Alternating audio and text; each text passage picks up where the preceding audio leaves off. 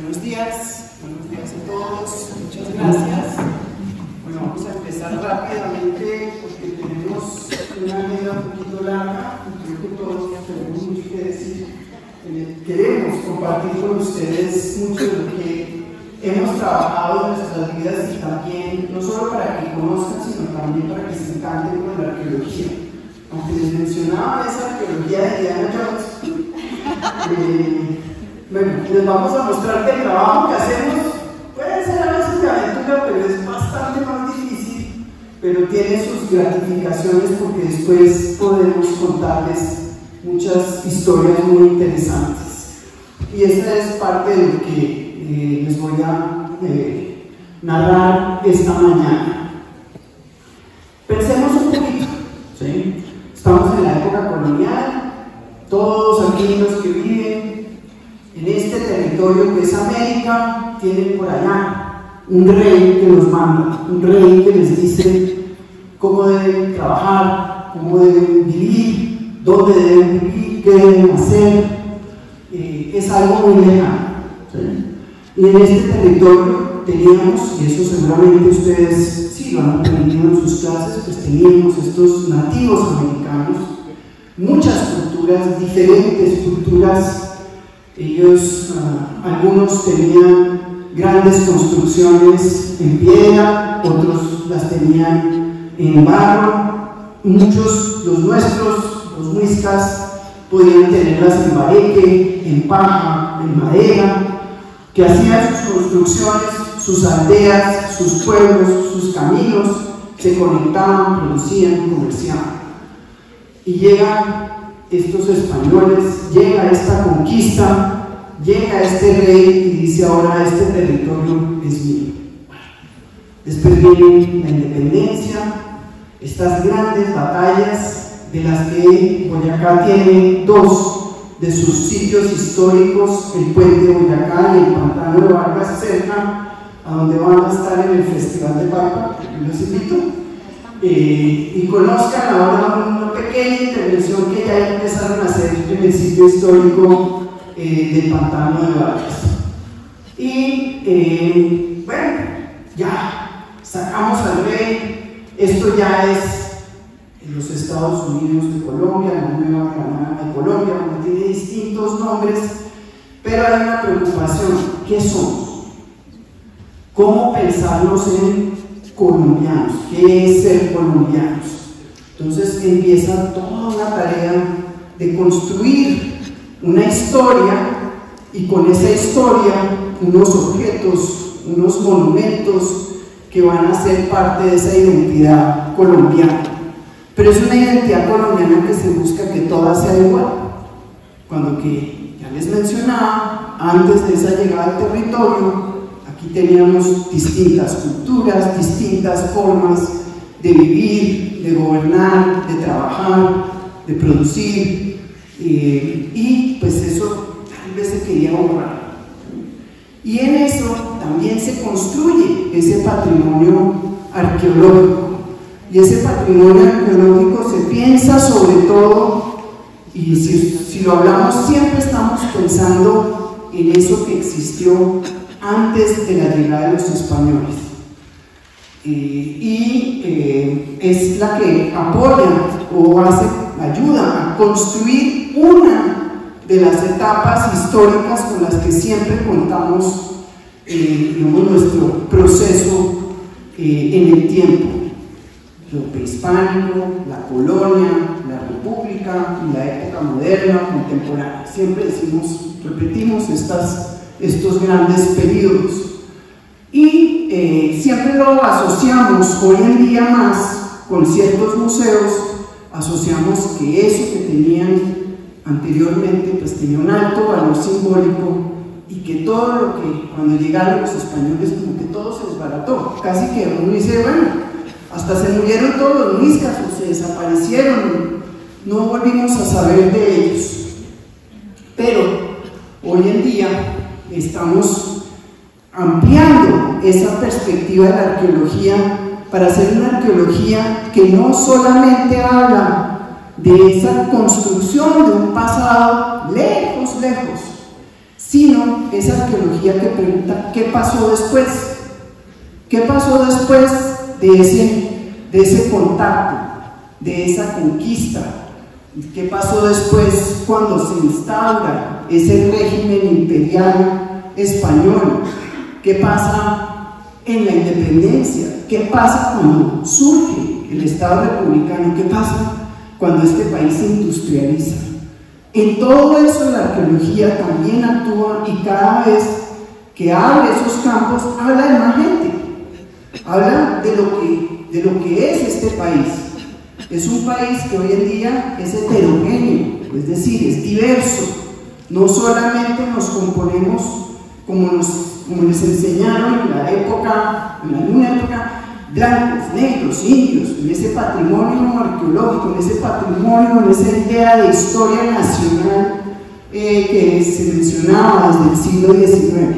Hoy somos muchas cosas, somos muchas identidades en nuestro trabajo, en nuestra familia, cuando nos educamos, cuando producimos, cuando viajamos.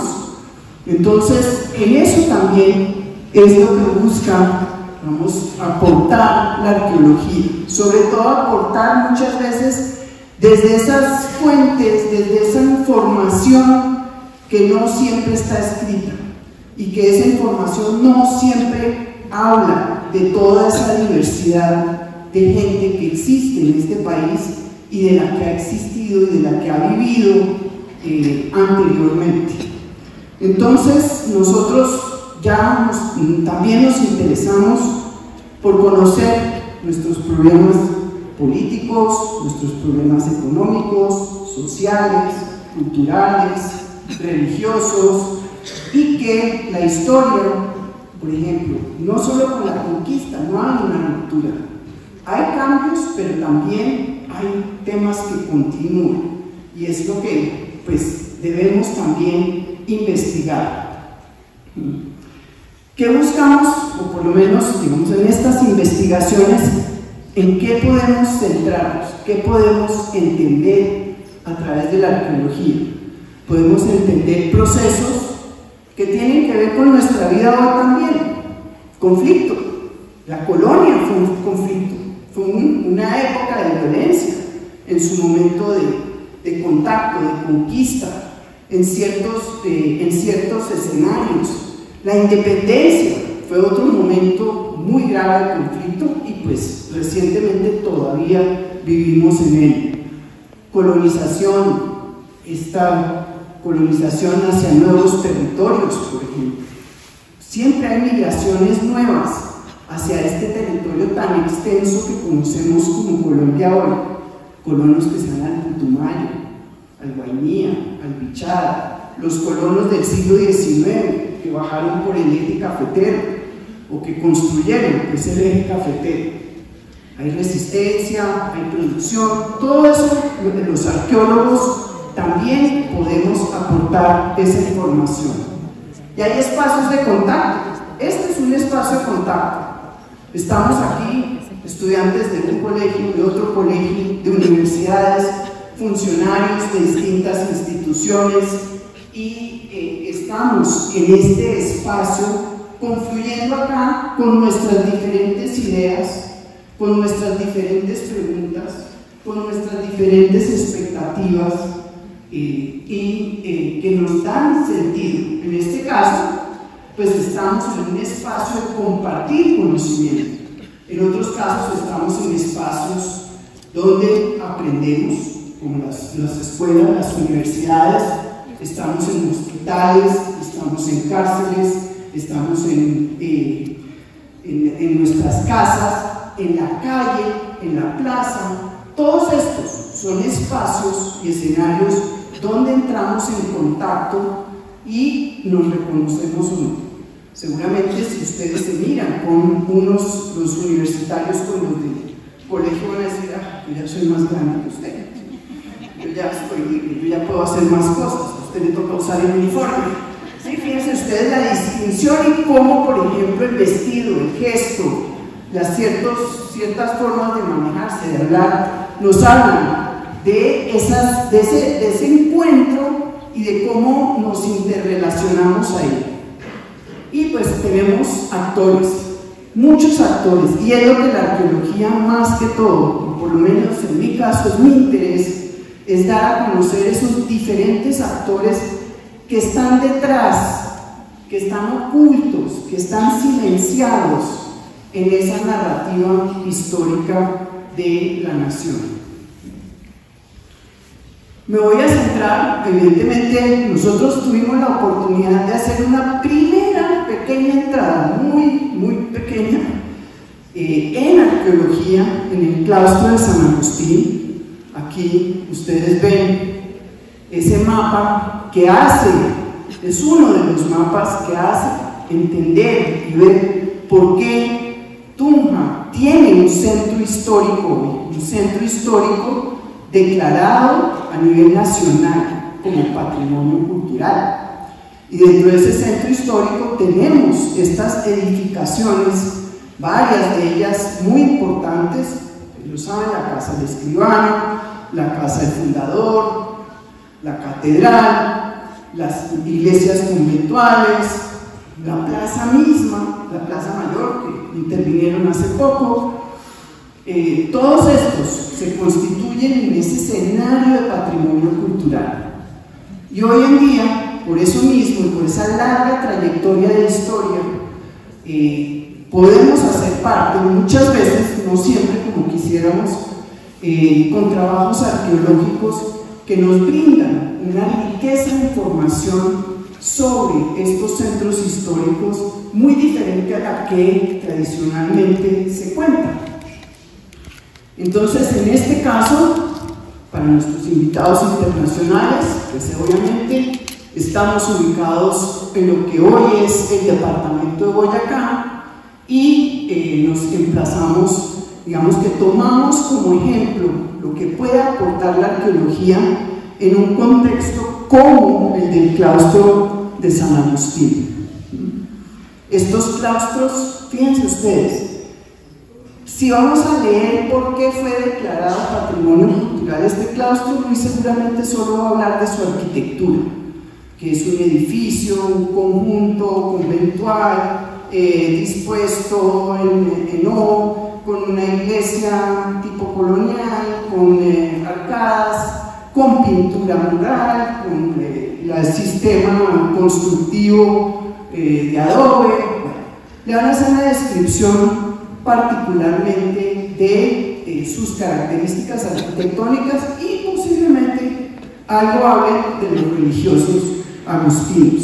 Sin embargo, vamos a ver cómo incluso un claustro como este contiene múltiples historias, múltiples escenarios, múltiples actores que, como vuelvo insisto, han sido silenciados, han sido olvidados en esa historia nacional o incluso en la historia de Tunja. Rápidamente tenemos, según algunas investigaciones, que ahí ven ustedes una primera frase de uno de los cronistas españoles, un fraile que acompaña a los conquistadores y colonizadores.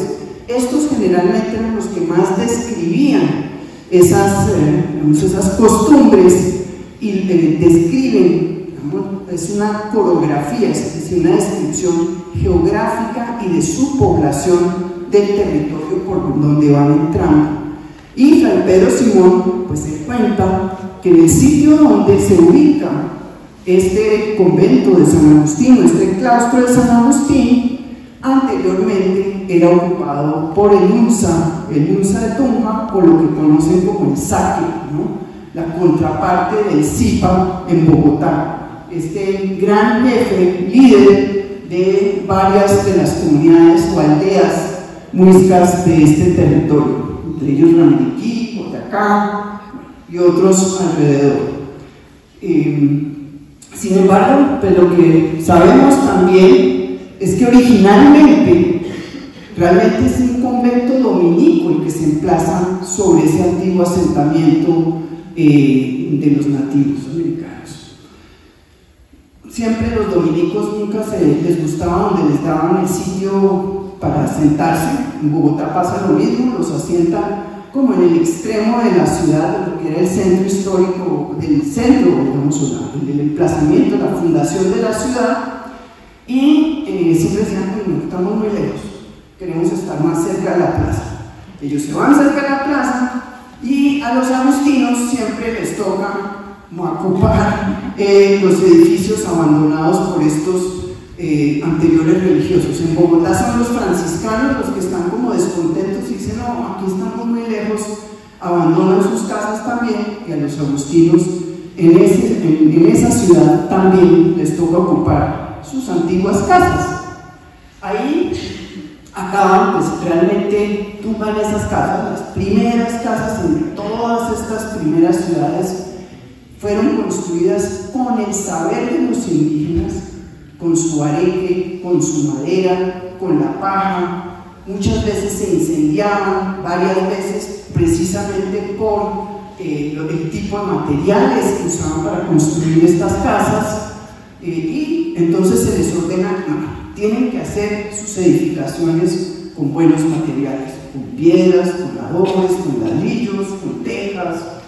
Generalmente, pues, ladrillos eran muy difíciles, crear talleres de producción de ladrillos no era muy común, muy costoso, el tiempo apremiaba y había que construir rápidamente, y pues bueno, se hace con tapia pisada. Esas dos, adobe y tapia pisada, introducidas por los españoles, y pues hasta hace poco eran realmente el material, el sistema de construcción más preponderante en todo Boyacá, por ejemplo, y en el altiplano cundiboyacense en realidad.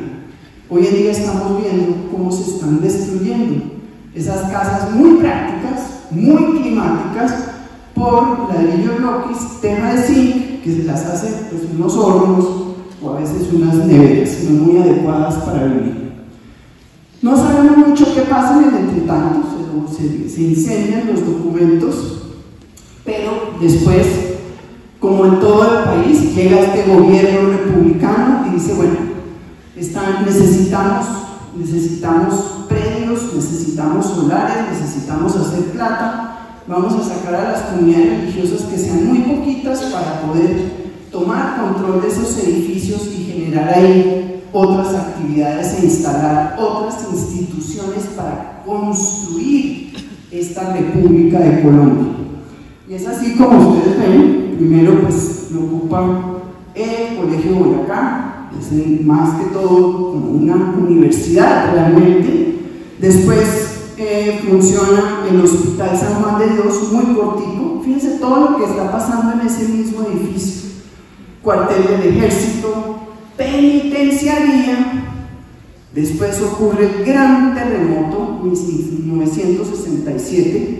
Aquí una de las grandes preguntas, pregúntenles a sus abuelos, a sus papás, si ellos vivieron ese terremoto, cómo fue ese terremoto. Hace poco sentimos temblar y pues fue, por lo menos en Bogotá, no sé cómo estuvo aquí en Turno, pero estuvo un poco aterrador. Imagínense lo que es un terremoto, ¿no?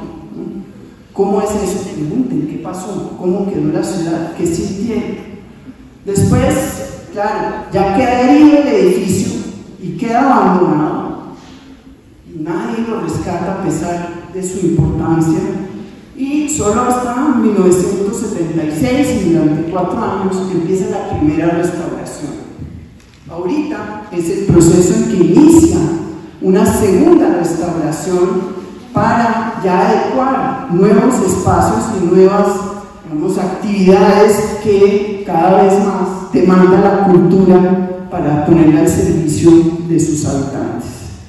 Aquí les voy a mostrar, desafortunadamente, como ven, solo pudimos hacer muy poquitos sondeos. Ahí ven los colores de los sondeos, los que están en rojo. Vamos a ver un ejemplo de por qué están en rojo. O sea, es un poquito difícil identificar, digamos, huellas en este edificio de todas esas ocupaciones y usos que tuvo el edificio. Sin embargo, nos abrieron una ventana a saber qué poder esperar en el momento de la intervención, de la restauración, poder hacer un trabajo arqueológico mucho más en profundidad. Como les decía, nos abre ventanas para conocer muchos temas sobre higiene y salud, culinaria y dieta, oficios, castigo, rituales y creencias, y de género también, solo por dar unas pequeñas puntadas de lo que la arqueología nos puede hablar frente a un edificio que, bueno, insisto, si ustedes van y miran por qué lo declararon, es por la arquitectura, pero ella, en esos muros, en esos suelos, ella esconde otras historias mucho más diversas e interesantes. Aquí un ejemplo de, fíjense ustedes, este es el plan cuando funcionó como penitenciaría de Tunja durante unas largas décadas. Fue el sitio donde terminaron todos los presos, hombres y mujeres, por separado.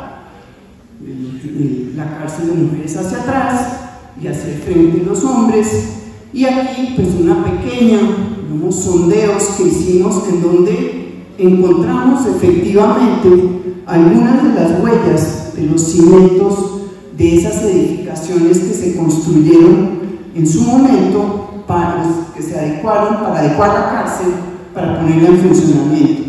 Tal vez una cocina, tal vez una capilla, y son pues, de esos temas que requerimos ahondar cuando se haga esa intervención para poder brindar más información. Aquí ya murió. Ya. Pero fíjense ustedes, ¿qué podemos saber?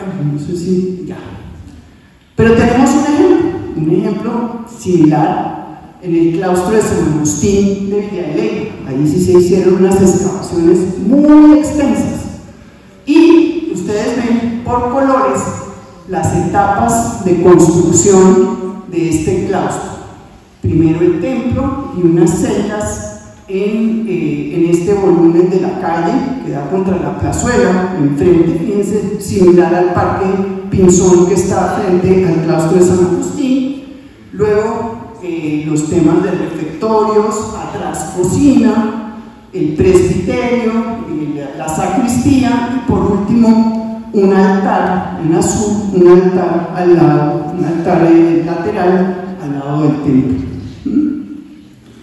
Y en este pudimos encontrar los antiguos pisos, y eso es lo que vamos haciendo sondeos, vamos abriendo unas ventanas de ese edificio para leerlo como un libro. Cada una de esas capitas que ustedes ven es una historia de una época particular. No sé si alcanzan a ver, hay un piso en adoquín, pero fíjense debajo hay una rayita blanca, eso era una plantilla de cal. Esas plantillas de cal eran muy comunes. Casi ninguna casa, o por lo general, hasta hace muy poco, y si van al campo todavía existe, las casas tenían pisos de tierra. Era común y era muy fácil además de limpiar. Claro, uno no estaba pensando en todos estos temas de higiene hoy, de no vayan a entrar con los pies sucios a la casa y miren cómo está ensuciando el tapete y todas esas cosas, porque esas ideas no existían. En algunas, más especial, le echaban esta capa de cal, una capa de cal de arena, y sobre esta le ponían un tapete de fique, y esos eran los pisos en algunos de estos sitios. A veces con el tapete de fique o simplemente hoy lo que sería pues un afinado con piso de cemento, pero ese era el afinado antes en esos pisos muy sencillos. Siempre estas construcciones fueron muy sencillas, pero muy orgánicas. Respiraban, vivían de su barro, barros cocidos, barros crudos, pajas, maderas, y eso era lo que hacía que esta casa fuera casi como un ser vivo, como los habitantes que la ocupaban.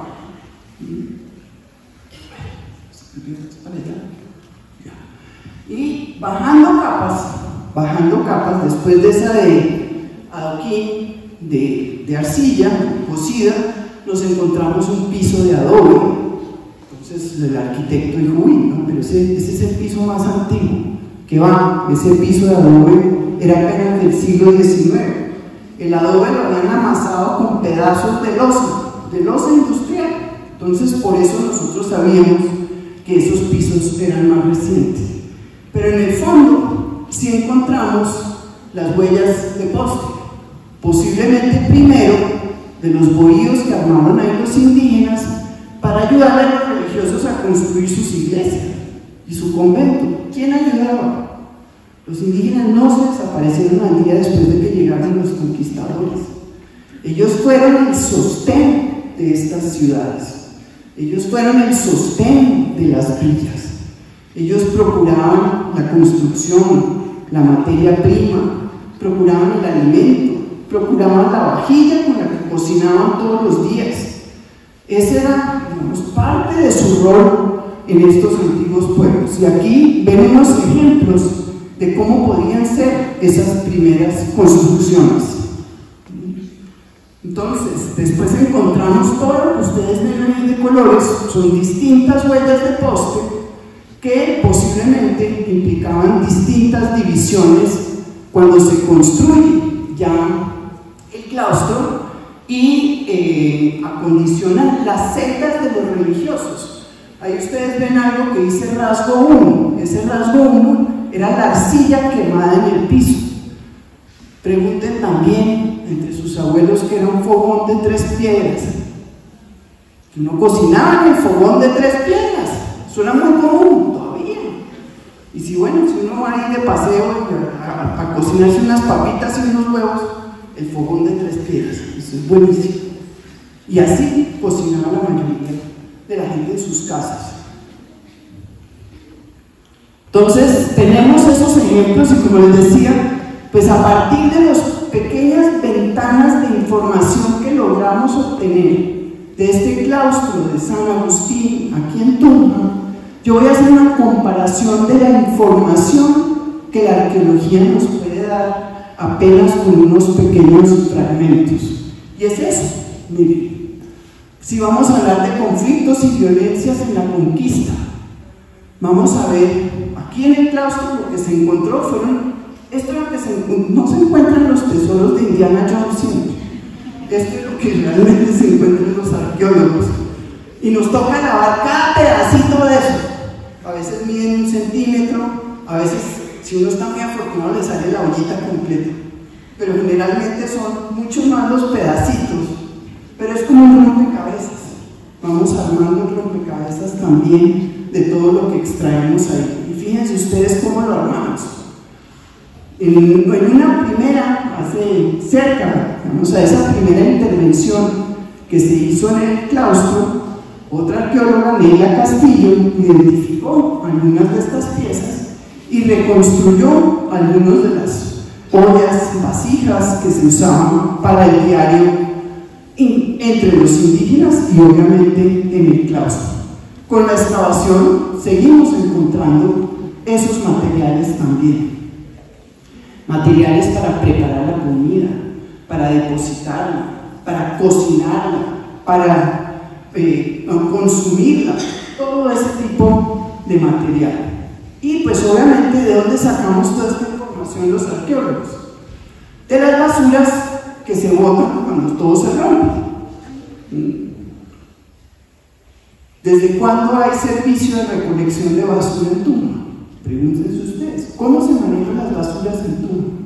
Hoy que estamos hoy en día hablando de cambio climático, de cuidado de la tierra, de reciclaje, ¿cómo se maneja la basura? ¿Cómo se maneja la basura hoy?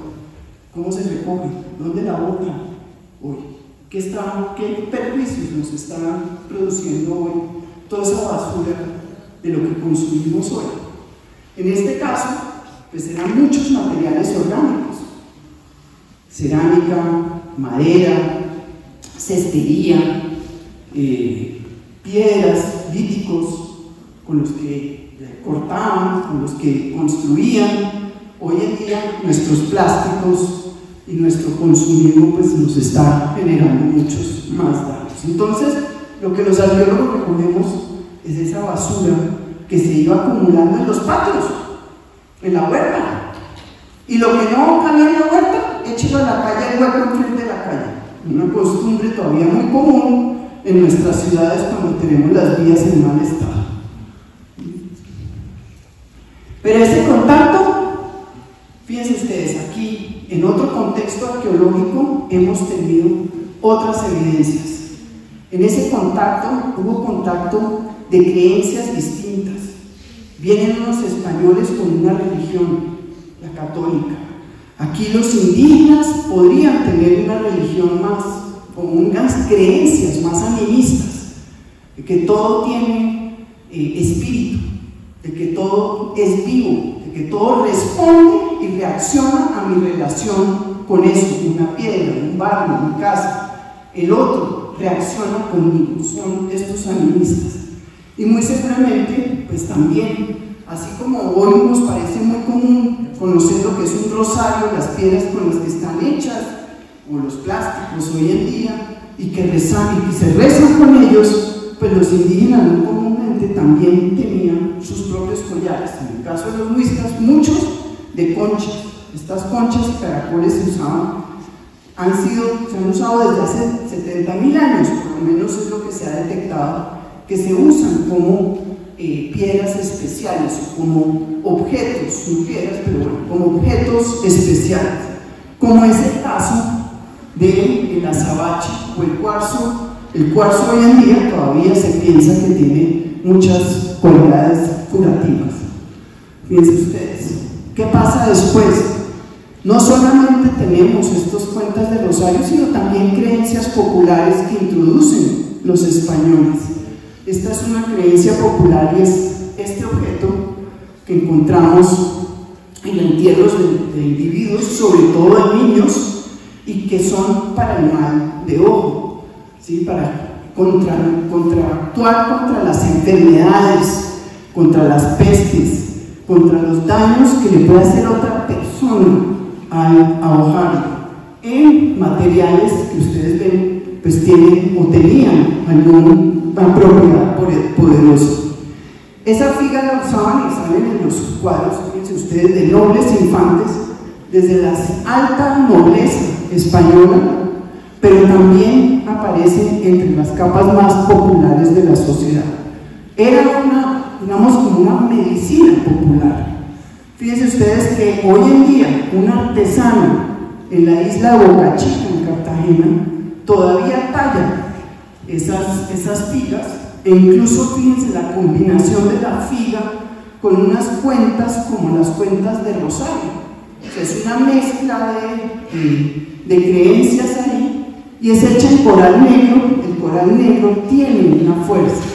Incluso en España, el azabache, que es un carbón, fue introducido esa creencia de que el azabache tenía un poder fuerte que inmunizaba a la persona contra las enfermedades. Eso lo introducen los moros cuando invaden España. Fíjense, en España también hay colonización, también hay un intercambio cultural, hay una comunicación intercultural de saberes, de conocimientos, de creencias, y lo mismo sucede acá. Pero, como les decía, hay continuidad de creencias, pero también hay cambios. Luego estas figas son reemplazadas por las medallas, que las conocemos, las venden a veces afuera de las iglesias o en los días de Semana Santa, en Chiquinquirá, afuera de la Basílica de Chiquinquirá, por ejemplo. Y por último, fíjense, pasamos de medallas de santos a las cruces, que son las que hoy muy comúnmente ustedes van a usar el día de su comunión, ¿no? La primera le regalan una crucecita. Eso, fíjense ustedes desde cuándo. ¿Qué más encontramos? Desafortunadamente pensábamos cuando excavábamos allá, ustedes ven la excavación verde, que en esa capilla, que dice esta capilla es entierro de doña Ana de Otálora y de ese arco, bueno, ella manda construir con su familia este altar lateral de la iglesia, supone que en ese altar debían ser enterradas ella y sus descendientes. Entonces tenía moralmente la esperanza de encontrar entierros ahí, pero lo que encontramos fue una gran remoción del suelo por las actividades de restauración de la casa en 1980. Esto es un tubo de grés agujereado que funciona como una cámara bufa. Eso quiere decir que es para eliminar las humedades que vienen del suelo y que afectan los muros, en este caso del templo. Pero es por lo general, esto es lo que nos informa por qué buscamos ese espacio. En la época colonial, ¿dónde enterraban los muertos? Entre los indígenas enterraban los muertos en sus casas. Los muiscas enterraban los muertos debajo de sus casas o alrededor de sus casas. Cuando los enterraban debajo de sus casas, sobre todo al jefe de esa casa, se la abandonaban y hacían una nueva. Y ahí dejaban a este indígena alimentando esa casa. Y él alimentándose en la casa. Recordemos que ellos concebían la casa como un cuerpo orgánico.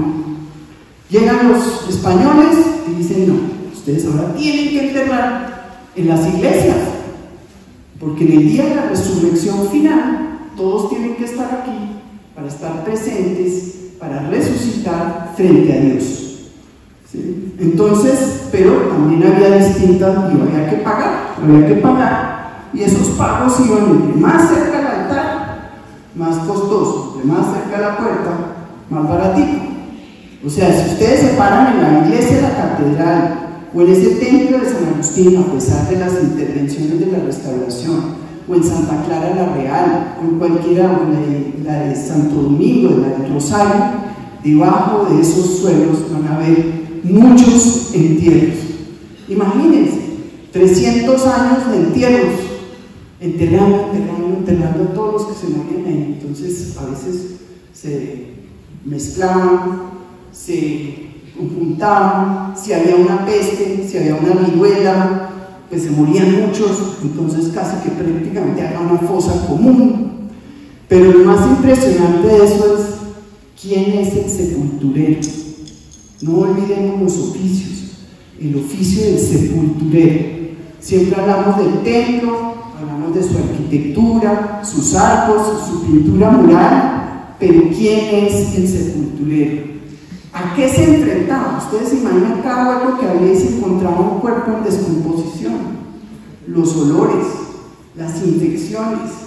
Y en este caso, en un caso en Cartagena, nos encontramos muchas pipas. Posiblemente el tabaco se pensaba como algo saludable. Hoy en día, fíjense ustedes cómo cambian las cosas.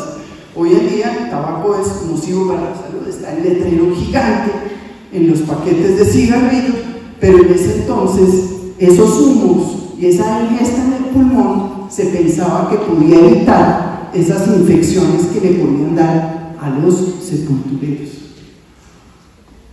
¿Qué nos encontramos en algunos de estos entierros? Por ejemplo, en Cartagena. Hablábamos de que la colonia siempre se ha hablado como la época más violenta, pero la independencia fue muy violenta también. Muchos muertos en el camino, muchas batallas, muchos castigos, muchos fusilamientos. Pero además estamos muy acostumbrados a que los héroes de la independencia son hombres. Pero fíjense ustedes, aquí en Cartagena nos encontramos que también hubo mujeres que ni siquiera fueron fusiladas, fueron torturadas. A las mujeres las llevaban a pie, las sentaban frente a las casas de sus amigos, las amarraban a la silla y les daban 200 latigazos. Obviamente, ni siquiera los latigazos 50 ya estaban vivos, seguramente ya estaban desmayadas o a punto de fallecer. Y más encima, las llevaban y las enterraban amarradas para demostrar que ellas habían sido traidoras de ese reino de España. Entonces, fíjense ustedes, las mujeres, que eso es lo que podemos narrar. Pero vaya, busquen ustedes esa historia en los libros, en todo lo que han publicado en Cartagena. Poco y nada, poco y nada. Solo hablan de los hombres, por descartar todo lo que hicieron y lo aportaron, pero hay un camellón que se llama Los Mártires, con unos bustos muy elegantes en mármol, con solo bustos de hombres. Las mujeres ahí están, silenciadas, anónimas, que también sufrieron incluso más cruelmente. Y los niños, a los niños sí no se les permitía enterrarlos dentro de las iglesias. Hasta que ustedes no hubieran sido bautizados, no tenían derecho a estar dentro de la iglesia, porque si no habían sido bautizados, ustedes no tenían conciencia de Dios. Y se pensaba que los niños podían tener una conciencia de Dios solo a partir de los 7 años. Hoy en día se bautiza casi que ustedes ya están recién nacidos en muchas ocasiones, pero la comunión es esa donde reafirman esa convicción religiosa.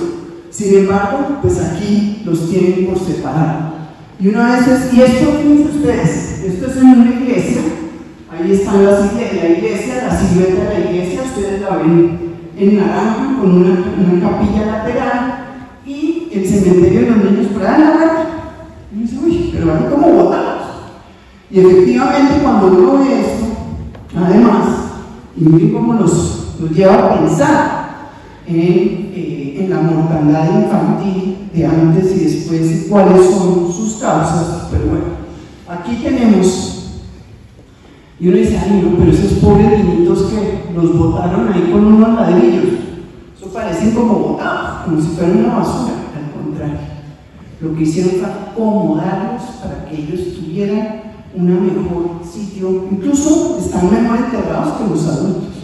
Fíjense ustedes, en la base de todos esos ladrillos que sostenían su cuerpo para que no se esparramara, para que no se perdieran los huesos para el día de la resurrección final, le habían acomodado el esqueleto de una tortuga con su caparazón, como un huequito, como una cuna.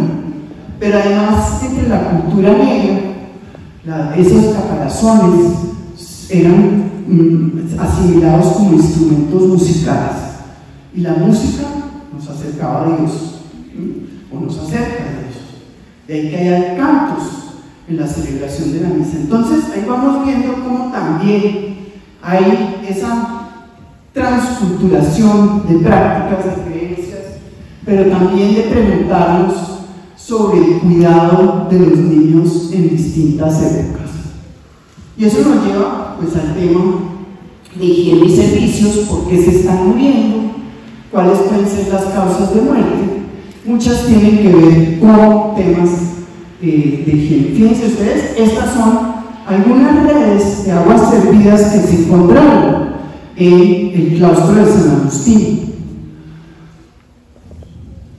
¿De dónde viene el agua de Tunja hoy en día? ¿Tunja ha tenido buena agua toda la vida? Ustedes se han preguntado. Tunja ha tenido enormes problemas de agua. Tunja fue fundada en el sitio menos apropiado para poder tener una ciudad grande que creciera. Pregúntense ustedes todos estos problemas que nos llaman la atención, una pequeña excavación sobre nuestro entorno, sobre nuestro contexto. Y es en el caso de Bogotá, aquí, importante porque las ciudades españolas generalmente, cuando eran en estas zonas de las cordilleras, se fundaron o se construyeron sobre laderas, porque necesitaban llevar el agua por gravedad. Hoy en día pues, se bombea, toda la industrialización nos ayuda a una forma de surtir y distribuir el agua distinta, pero aquí era simplemente mecánica natural, la gravedad. Y era necesario entonces que bajara esa agua por las calles, que llegara a fuentes públicas. Poco y ninguno tenía las comunidades que tienen ustedes hoy de entrar al baño y abrir una llave de agua. Eso durante toda la colonia del siglo XIX, eso no fue así. Ustedes viven en un mundo totalmente distinto que lo ha hecho posible la industrialización.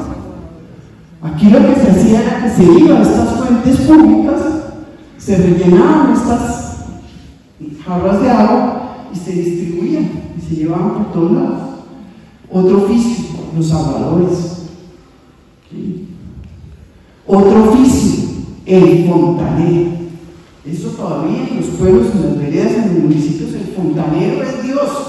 ¿Sí? O sea, si a uno no le llega el agua, váyase, porque ¿qué hace? ¿No? Le toca caminar kilómetros para traerse un baldadito de agua para poder sobrevivir el día. Porque ya las fuentes de agua no están cerca de nuestros sitios de vivienda. Y estos fueron los antiguos acueductos. Nos falta preguntarnos aquí en Tunja cómo fueron. Nosotros nos encontramos las redes de aguas servidas, pero el acueducto tenemos que preguntarnos ¿de dónde le llegó el agua a este claustro? ¿Cuáles eran esas tuberías? ¿Cuál era la importancia del agua en el diario vivir?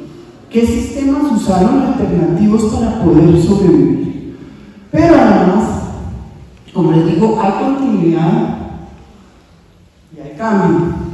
Esto sí ya se paró. Bueno, hay continuidad, hay cambio. ¿Y qué sigue después de esto? Me vuelvo una, el fontanero.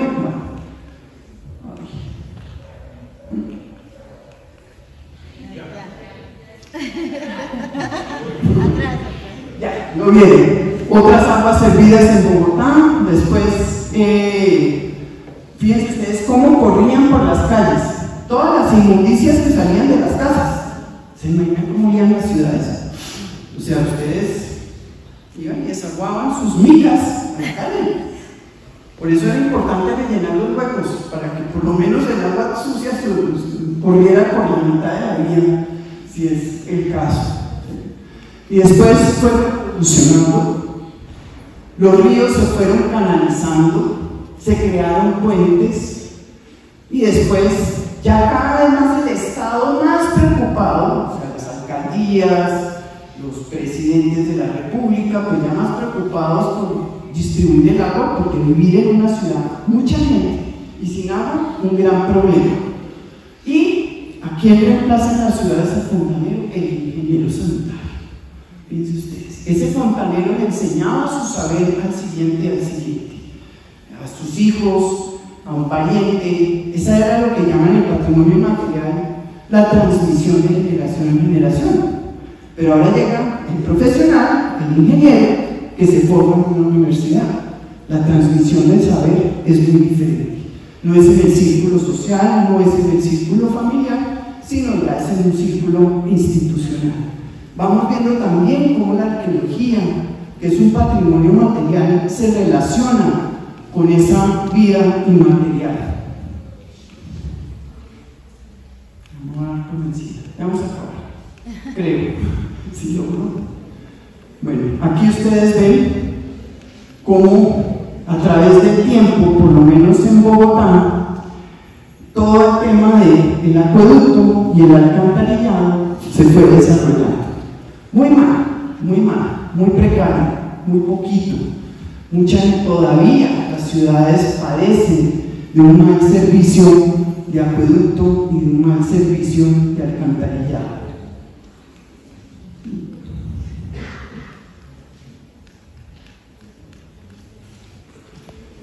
Por último, ¿qué esconden también los muros?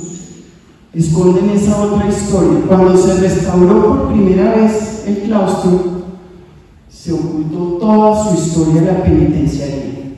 Vuelve y juega, porque lo importante era destacar su arquitectura, su arte, su civilización, su logro artístico.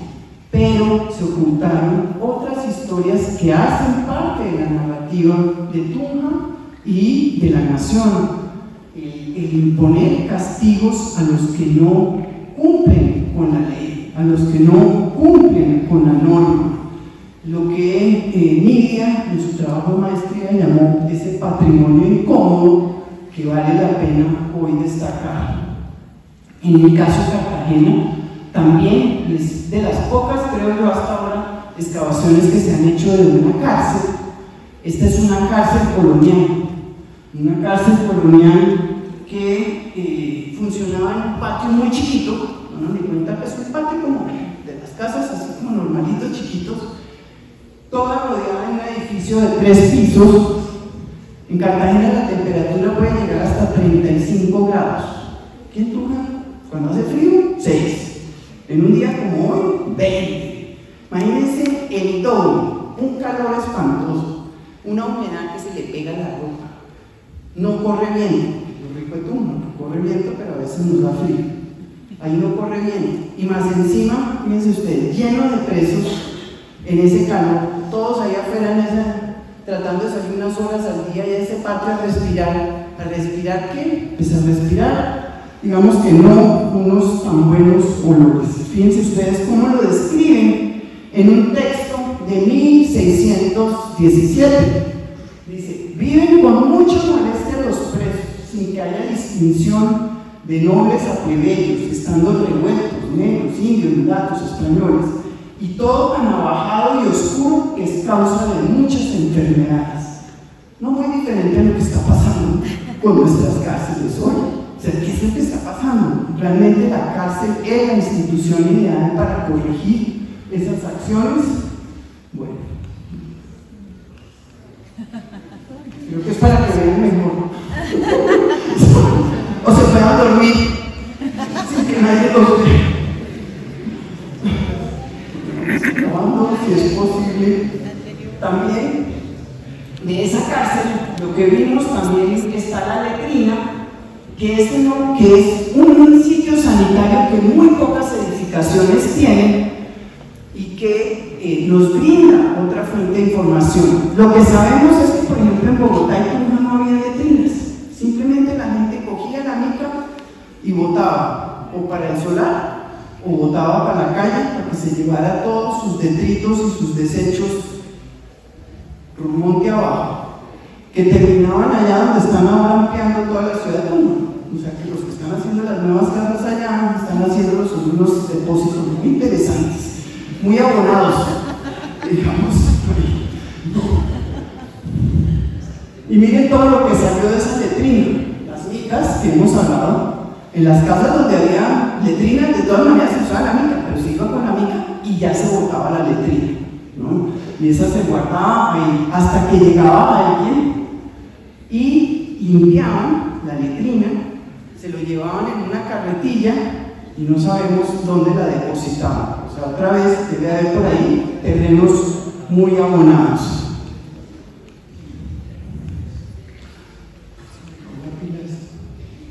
Micas industriales que nos hacen pensar también en otro oficio, los aseadores.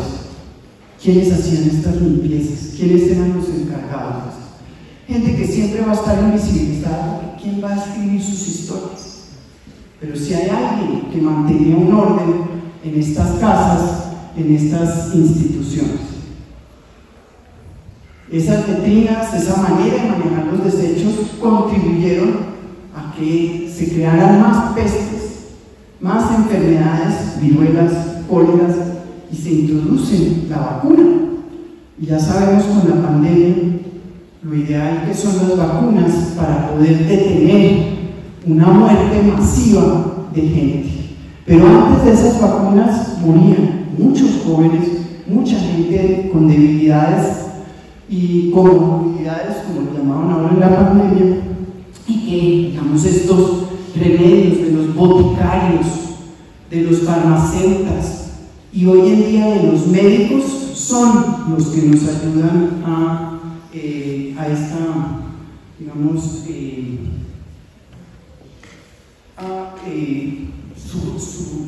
superar estas enfermedades.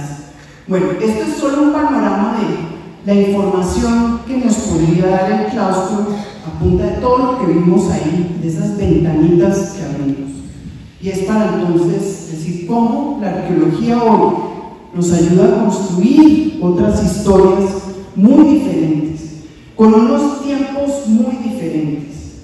Los están viviendo diferentes los hombres, las mujeres, los esclavos, los indígenas, los habitantes de las ciudades, los campesinos. Todos tenemos ritmos históricos, temporalidades históricas diferentes, tenemos escenarios diferentes de encuentro que nos ayudan, y ese es el aporte que estamos buscando hoy, a construir o deconstruir, es decir, olvidar esos grandes líneas históricas que nos hablan de esos grandes personajes y de sus hechos de poder, para poder hablar de nosotros y de nuestros ancestros, ahí sí, de nuestras generaciones anteriores, de los saberes, de los conocimientos y de las prácticas que han hecho y han construido esta nación que es Colombia.